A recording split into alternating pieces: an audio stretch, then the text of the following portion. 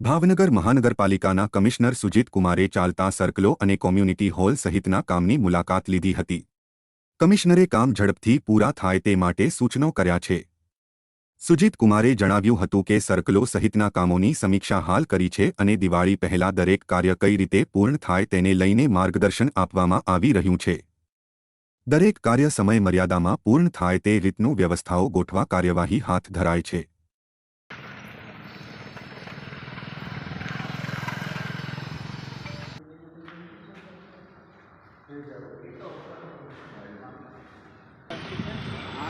RMP પ્રમાણે આપણે ભાવ આપવાના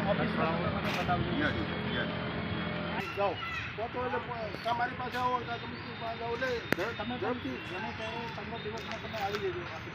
તમારે કોઈ ઇસ્યુ તમે કહો આ બાજુ આવશે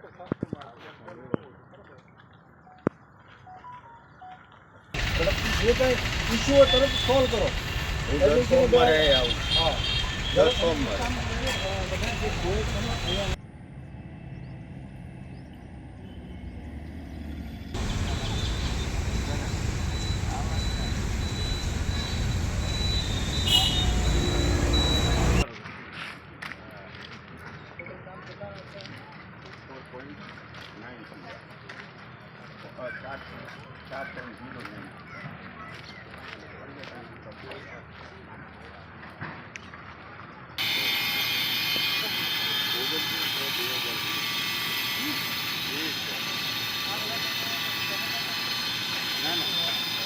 આજે હું ભાવનગર કોર્પોરેશન દ્વારા જે ડેવલપ કરવામાં આવી રહેલ જુદા જુદા સર્કલોની મુલાકાત લઈ રહ્યા છું।